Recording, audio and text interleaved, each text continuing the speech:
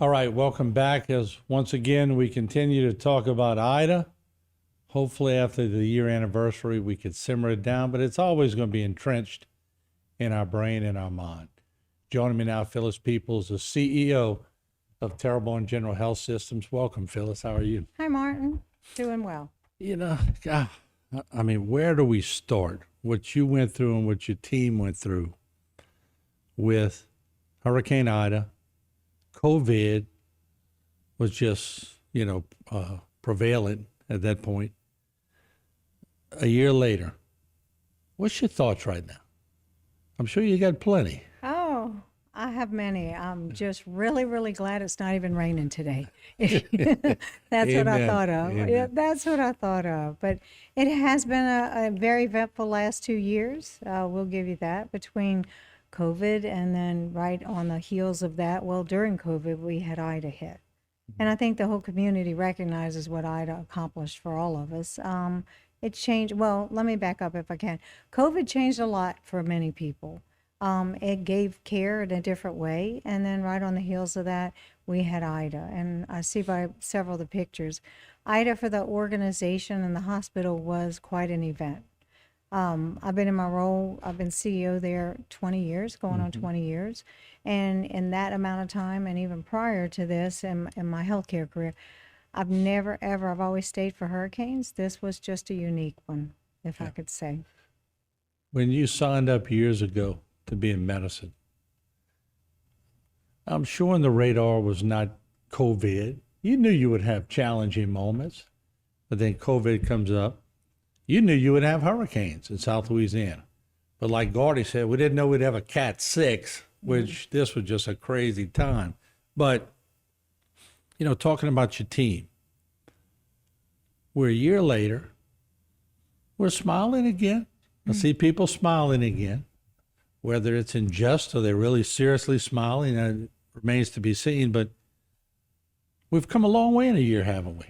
Oh, absolutely. Absolutely. I think we came a long way not too long after the hurricane, because to me, it's the spirit of the people. Organizations, buildings, those are structures, those are things. But I think our true Cajun culture and who we are, our resiliency came back relatively quick. And if you're in healthcare and you're helping people, that came back amazingly fast. And people always ask me, what are you most challenged by and what are you most proud of? And what I was most challenged by is the environment gave us a heck of a blow. What I'm most proud of is the amount of support and how the staff and our physicians and just the whole community rallied around to make sure we could give care. And we were doing that within the next week. And each week we were able to give a little bit more, a little bit, until 30 days we were up and running. And we made it real crystal clear to our team that the building doesn't define us. It's only a vessel that we use, but our talents do. And we can do it in a tent, a driveway, a drive-through. Wherever we can render care, we're going to give care. Opening up physician offices, getting people back to take care of our community was a common goal. And as hard as it was as easy as it was, because everybody was in it for the same reason. And that's an awfully great feeling. But as I think back, and I remember you coming on the news desk and y'all were doing videos like we see here, and I was looking at it, and I remember making the comment, if anyone can make this happen or turn this around, and I gave you a plug that this, that Phyllis can make it happen. But with your team, when people were looking at their medical center under attack like this, and it was under attack. I mean, look at the winds right here. That was an unnerving moment for everyone in the parish because it's a staple in the community when you see Terrebonne General. So you probably had to think like that, didn't you? You had to get it back quick, didn't you? Well, you did, because people feel that Terrebonne General is invincible. And we're there to help people and cure people and do whatever it takes to make them better. When the organization's not better, people aren't quite sure what to do. And healthcare throughout the community was down. And we got amazing organizations between Lady of the Sea, who's still quite not there, not back totally. You had St. Anne, who was down, Chabert, ourselves, several, all the way up to New Orleans. And the reality is that We're the largest facility between here and New Orleans. When we went down, it was a concern. Now, not just us, the governor, everyone, all of those things. And we had a lot of meetings. Our legislators, Gordy, everybody helped because we had to get health care back. We had to. And we got a high acuity. Our docs were there immediately saying, tell me when I can get, tell me what you need, tell me what we got to do, our staff, everyone. And I have to tell you, it was unnerving for myself personally. I took it very personal. My team knows that because I've never evacuated or called quits. And I don't know that it was quit as much as it wasn't a safe environment for the patients. And we had about 120, 150 patients with over 50 being COVID. And we had to get them to a safer environment. I think it was more regrouping. It was a regroup. It was a breather. Yeah. Because the day we ended up deciding we had to do that, the roof was damaged, the organization was damaged. We were immediately saying, now what's next? Nobody goes home. Nobody goes home. We don't stop. We don't breathe. What's our next thing to get everybody back at work and our team here and our staff and the patients taken care of? And that part was amazing how quickly we were able to do that. For people who just saw the little snippets that we'd roll in, or we'd go to Facebook or YouTube and see it, there's so much more that was going on in that medical center. Can you give us a walkthrough of just start to finish? And I know you have a great memory. Just sort of take us through what really was going on. Absolutely, absolutely. Whenever we have a hurricane, look, we make sure to get down to the amount of staff that we need to take care of the patients in the hospital. And people think that means that you have a minimal number of staff. The reality is I have to bring in the day shift and the night shift because they have to switch. They might work 12-hour shifts.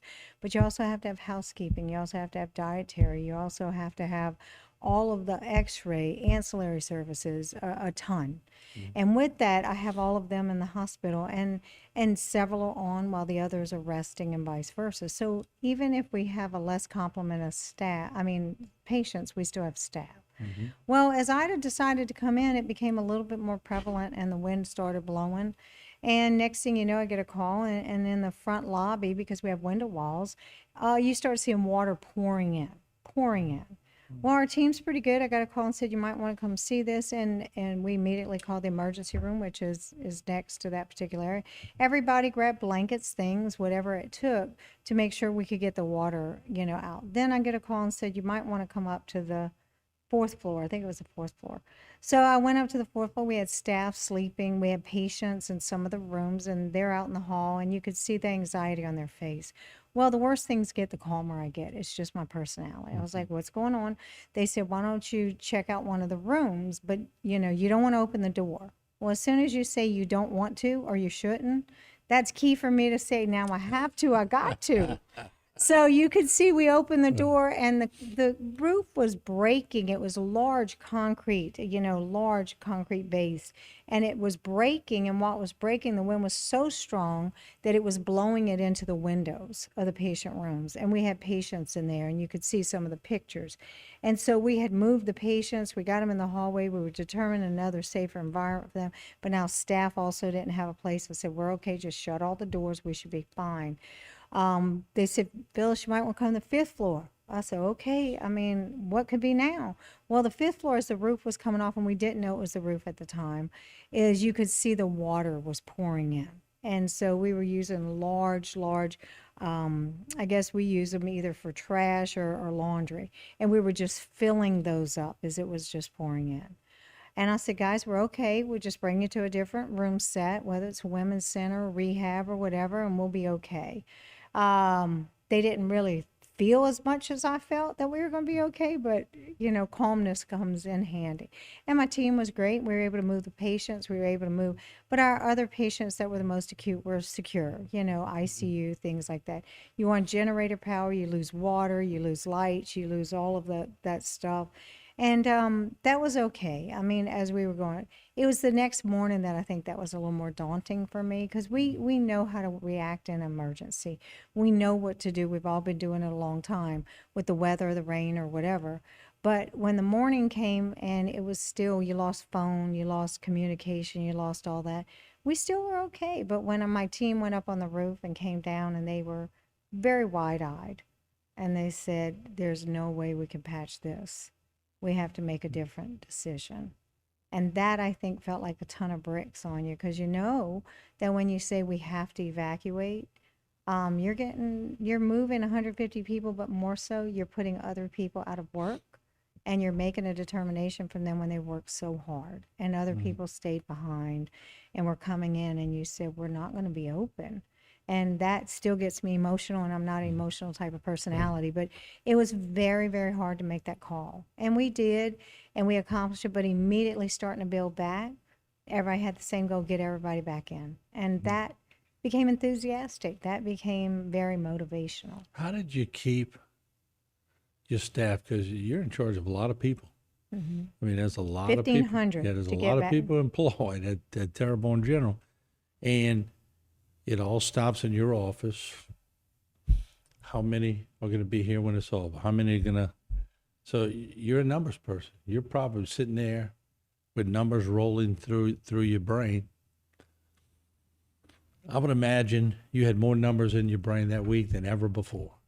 I think more than a week a month, Martin. I don't think we slept too much. I don't think we did. But you know what? We met 3 times a day. I had my team. We had a war room, and then we would bring it to our directors and things as they would be coming in, at least twice a week, Tuesdays, Thursdays, to know what to do. But everybody had a role. Everybody, we divided the hospital into sections. And whether it was bringing the clinics up or it was getting the floors, you have to move all that furniture so that it doesn't get ruined and repaired. We couldn't repurchase it. You had to find storage. And so everybody got assigned an area and reported off, and we said what we were going to accomplish and then how many people we needed in each section. You got called back in to do a duty, but it may not have been the duty you were doing before. But we assured that you would definitely be here. You would get paid if you could and if you wanted to. And then we had some people that had no home to go to. So we had to figure that out also. And then you had to feed some people. And there wasn't a way to cook, and you had generator power, but generator couldn't run the kitchen at that point because it would have taken it from cancer. Like, you only have so much, and people forget about that. And the patients come first.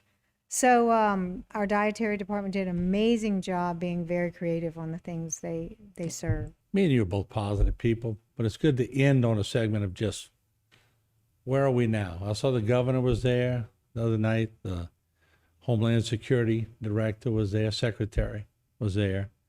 And it's really a chance for them to see how far y'all have actually come and where some of the monies that they're trying to help with would actually go. Y'all always shine in that situation. It's good to show off what y'all have been doing, isn't it? Oh, I like this part the best, Martin. And I tell my team, look, Ida's gone. Ida's gone. I know we still have the remnants, but we can't live on that. The reality is we're strong, we're good. It's time to move. And our roof is fixed. We are all of our services are up. The hospital looks amazing. We are redoing the 3rd, 4th, and 5th floor. People think that's somewhat of the roof, but the reality is not as much as you would think anymore, because we have an opportunity to renovate all those rooms because it was down to the studs. The hospital had some age on it. So we've gotten the mechanicals changed. We've gotten everything to the studs. You can't move the walls. I mean, that still has some date on it, but then you start to get ungrandfathered in, right? But we can update it to make it convenient for what everyone expects. And so we are in the process of renovating all of that.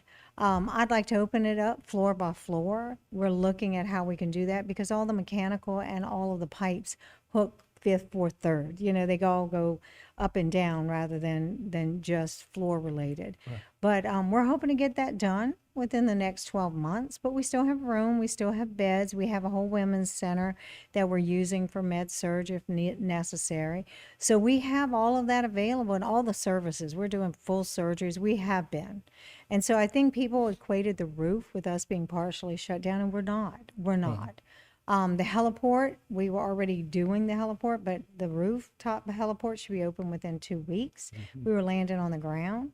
So we're back for everything. And so we're ready. We're ready and we're waiting. Come on. I don't want you to get sick, but come on over and see what we're doing. When the governor came the other night with the Secretary of Homeland Security, and they're walking around. Before that, they're meeting with you. A lot of people don't see the behind closed door meetings. Not that you have to tell us everything, but I know you well enough to know that you were getting your point across. What was the conversation like?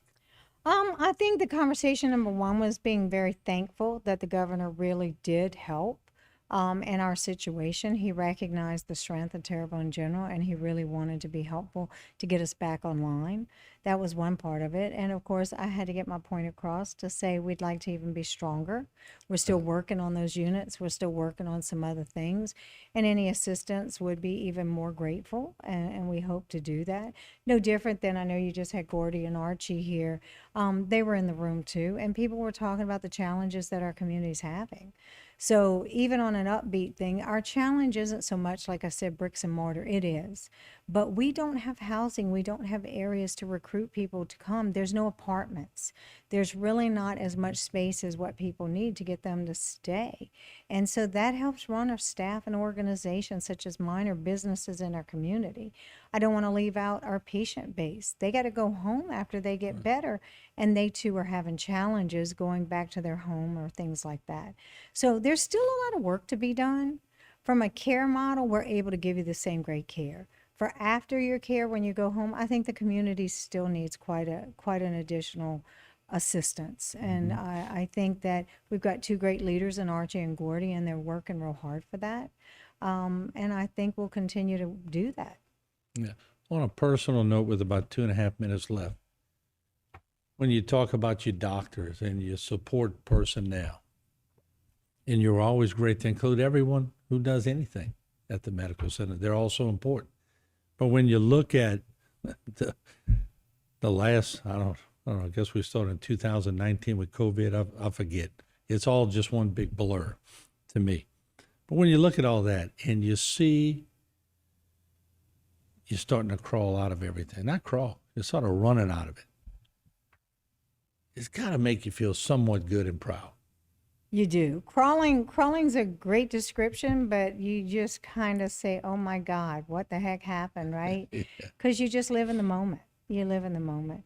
But I have an immense amount of pride, and I know I include them because there's never been an occasion in my career, especially as I've been in it a long time, that I've made an ask to anyone. And that could be our physicians, that could be any staff, that they've said, no, I just don't want to help, or no, I can't. And it's a great feeling to know that you don't always agree, but you don't always disagree. But when the chips are down, everybody's in it for the right thing. And that's a heck of a feeling, Martin. Yeah. And for me, that makes me immensely proud because my docs will say, Phyllis, if you ask me, you know I'm going to do it. And I said, I know you don't want to. And it's not about care. It might be about something else, but I respect enough to do it. And I said, that means a lot, and I'll give you the same respect. So that part is worth $1 million to me. It's just worth a whole lot. And that makes me proud to do what I do.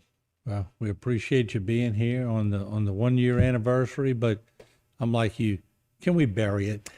It's time. I tell my staff we're not victims anymore of a situation. We learn from it, we move on it, and now it's time to grow from it. And so let's go. Let's go. All right, Phyllis, thank you for joining us. I know you have a busy schedule. Thank you for taking time for us. We appreciate it. Absolutely. Thanks, Martin. I appreciate the call.